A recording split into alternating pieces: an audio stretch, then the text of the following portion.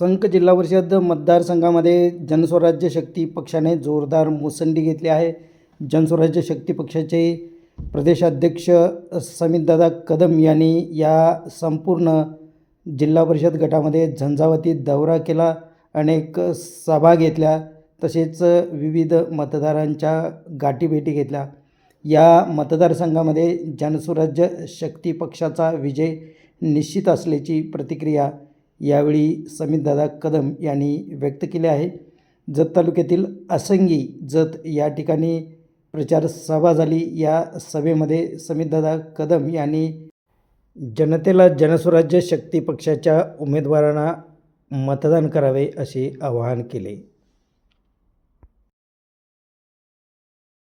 जनस्वराज्य शक्ती पक्षाच्या वतीनं या आमच्या सकपाळीतही मोठे आमचे उमेदवार असणारे होत या सगळ्यांना एक अतिशय चांगल्या पद्धतीचं वातावरण या ठिकाणी या तयार झालंय.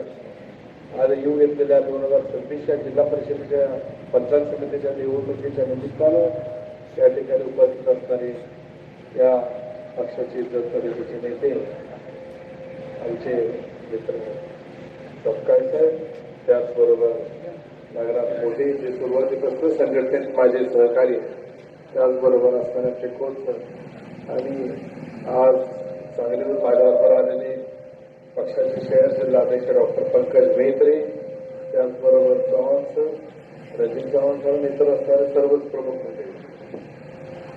त्या जत तालुक्याच्या विकासाच्या दृष्टिकोनाचा आमदार दिनेकोरे सावकार साहेबांनी त्या काळामध्ये 2004 ते 2009च्या काळामध्ये खूप ताकदीनं त्यांनी त्या ठिकाणी हा प्रयत्न केला की कशा पद्धतीनं आपण हे पुढं जायचं आणि हा विकास आपण करून ह्या तालुक्याचा करायचा. त्यासाठी मी वारणा दूध संघाचे आज संकलन चालू केले. त्याचबरोबर या विभागामध्ये असणाऱ्या या सावकारांच्या रुपया खाता असल्यामुळं त्या गोष्टी त्यांनी त्या ठिकाणी या कंपनीला सांगून सर्वे करून त्या ठिकाणी या साईट सर्व अशा अनेक गोष्टी त्यांनी त्या ठिकाणी विचार केला. सोनरकीला साखर कारखान्याचा त्या ठिकाणी त्यांनी विचार केला, मात्र हवाई अंतर दुसऱ्या कारखान्याची कमी असल्यामुळं त्याची परवानगी अजूनही त्या ठिकाणी थांबून आहे. मात्र आता त्याच्यामध्ये या अटीशर्ती थोड्या केंद्र शासनाने शिथिल झाल्यामुळं भविष्यात त्याचाही विचार चांगल्या पद्धतीने केला आहे.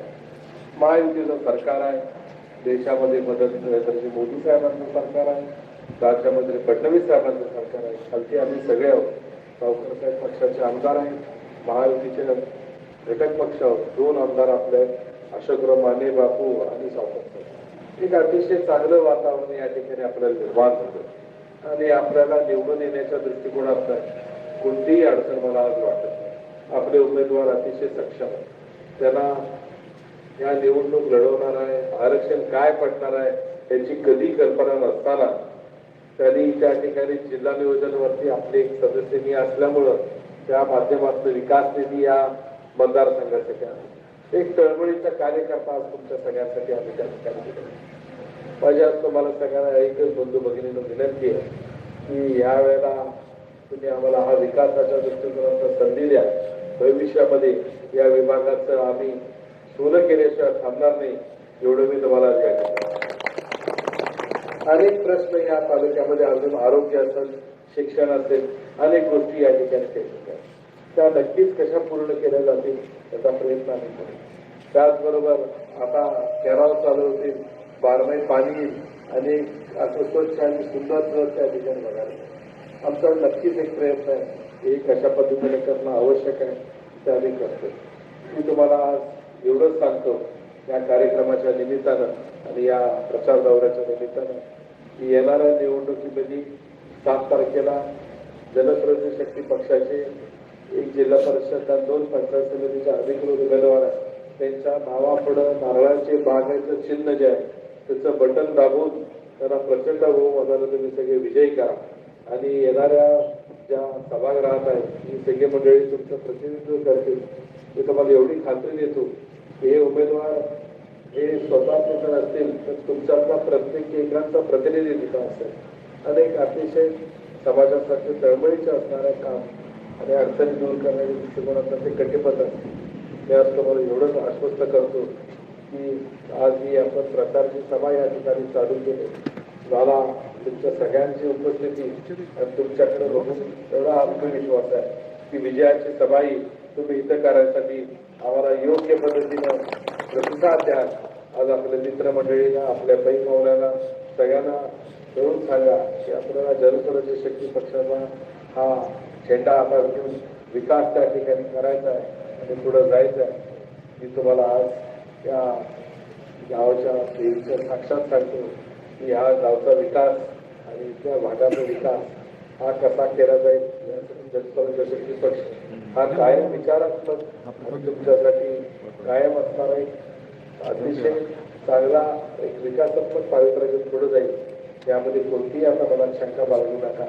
आणि ऑलरेडी वातावरण संघाचं त्या ठिकाणी काम गेले अनेक वर्ष चांगल्या पद्धतीने चालू आहे. आपल्याला बऱ्याच लोकांना त्याचा रोजगार मिळालेला आहे. एक चांगल्या पद्धतीची व्यवस्था आपल्या या तालुक्याला वसवून दिली. येणाऱ्या काळामध्ये आपल्या सगळ्यांचा आशीर्वाद आम्हाला पाहिजे आणि पुन्हा एकदा आपला आशीर्वाद मिळाला की आम्ही कशा पद्धतीने काम करतो ते तुम्ही बघाल.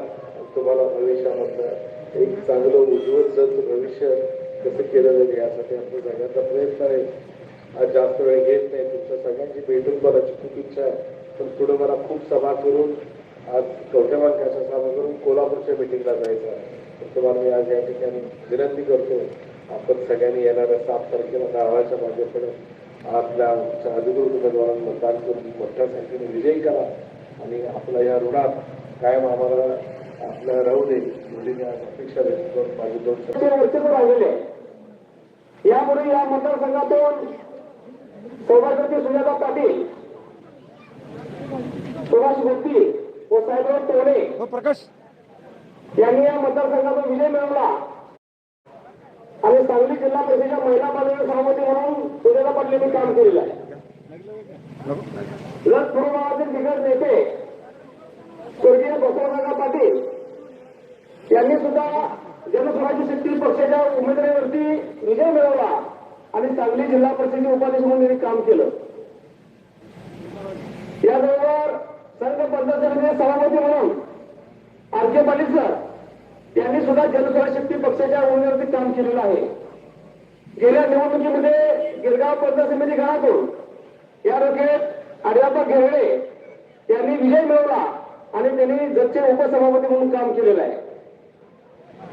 हा मतदारसंघ जनस्वराज्य शक्ती पक्षावर जनस्वराज्य शक्ती पक्षाचे संस्थापक अध्यक्ष माजी मंत्री आमदार डॉक्टर विनय कोरे सावकार व जनस्वराज्य शक्ती पक्षाचे प्रदेशाध्यक्ष समीरदादा कदम यांना मानणारा हा मतदारसंघ आहे. यामुळे या मतदारसंघातून समीरदादा कदम यांनी तिन्ही उतरवण्याचा निर्णय घेतला आणि सौ प्रियांका सपकाळे गिरगाव मतदारसंघातून मी स्वतः आणि या मतदारसंघातून निर्देश शिवाजी खोत यांना या ठिकाणी उमेदवारी दिलेली आहे. गेल्या 8 दिवसापासून या मतदारसंघामध्ये प्रत्येक वाडी वस्तीवरती आम्ही नागरिकांच्या भेटीगाठी घेतल्या, जनतेचे प्रश्न समजून घेतले आणि आमच्या जनस्वराज्य शक्ती पक्षाची भूमिका आम्ही त्याला समजून सांगितली.